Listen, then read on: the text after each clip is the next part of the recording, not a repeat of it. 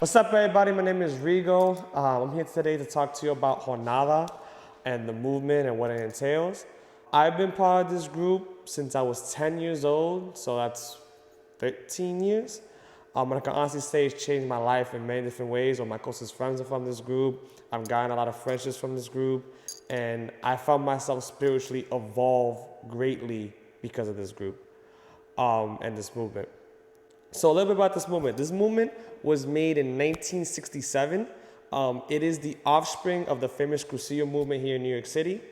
And the Crucillo movement, if you don't know, is a movement for mature people similar to Jornada that they get together and they have different talks and stuff like that to try to boost the spirituality. It was for adults. Eventually, the adults all had kids and they were bringing their kids around. And they were like, you know what, the children should have their own separate thing. And that's where Jornada was born. It was officially recognized by a diocese in 1971. And ever since then, it's been a major part of New York City, the Diocese of Brooklyn and Queens, as well as the Archdiocese of Manhattan.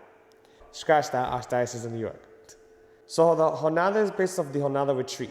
Right? Jornada Retreat is a once-in-a-lifetime experience that any boy or girl can go on, in which they attempt to encounter what we call Churrito, which is on my hat, which is the nickname that we have for Jesus. It's a once-in-a-lifetime experience. I hope everyone one day could go through it, to appreciate, to experience it. And we get assigned a number. Each of you gets assigned a number, which is what I have here on my back.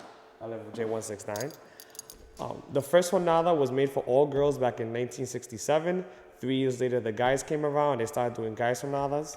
And since then, there has been almost, I want to say maybe 400 Jornadas, 500 now, so both guys and girls, all ages, and all ethnic backgrounds. Since 1967, the movement has evolved in many different ways to have many different events besides Jornadas. We open up groups in different churches like we have right here in St. Michael's, as well as all throughout New York City. We have different events such as Cultural Day, where we all sit together and have different dances and talks and stuff like that about culture. We have Caminata, which on Holy Saturday every year we walk through the streets of a different section of New York City, singing, praising, and praying. Every June we go up to Havestraw, and we have a very big mass and picnic at the Marian Shrine. And there's a lot of different events throughout the year which Catholics in the movement get together, we talk about God, we socialize, and we have a good old time. So what makes us different, right? The slogan for the movement is youth evangelizing youth, right? So mainly the main concept of this is me as a young person, well, I'm not that young anymore, but me as a young person can go out and spread the love of Christ to another young person. And that's a lot of people might seem a little bit like weird, because when you think of people preaching and people evangelizing, you always picture this old man, maybe the guy on the train, like, do you know that the Lord can save you? Do you know that this and that? Even though that's very true, he is evangelizing, a lot of young people don't picture someone in their own age group evangelizing. And I think that's a beautiful thing, and it speaks more that somebody like you has the power, to receive and give the love of Christ to somebody else, right? And I think that's very beautiful. So when you come to group, we have different talks, different skits, different games that we play, socialization, and we try to grow together, right? The group is not so much about one person trying to grow, it's that we as a community together by evangelizing each other is trying to grow, right?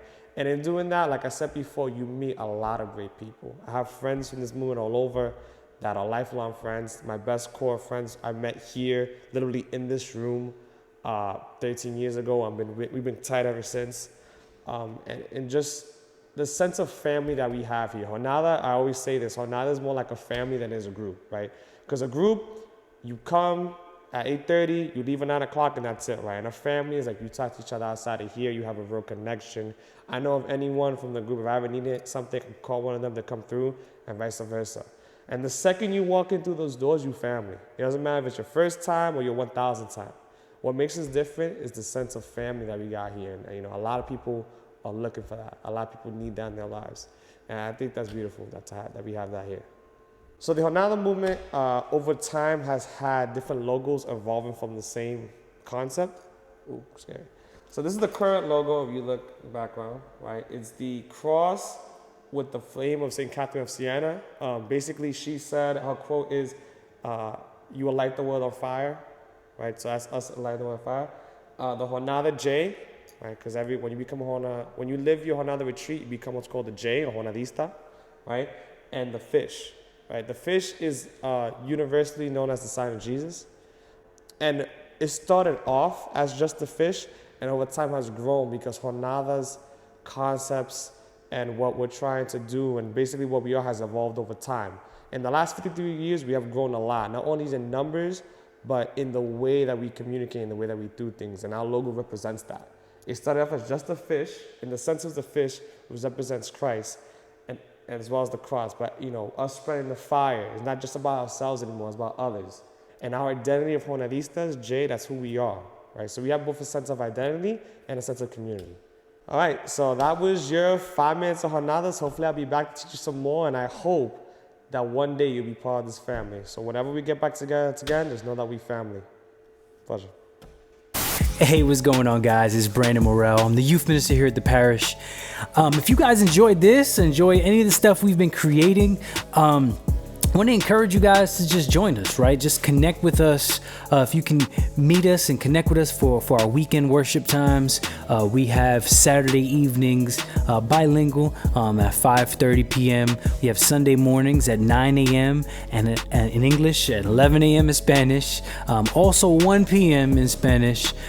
So if you guys want to come take a trip in person here to the Parish St. Michael or St. Malachy, you can do that. But we know, things are different, and, COVID-19, coronavirus, all that good stuff, or bad stuff, rather. You may not feel comfortable coming in person. You can still tune in live. The 9 a.m. in English is streamed, and the 11 a.m. in Spanish is streamed.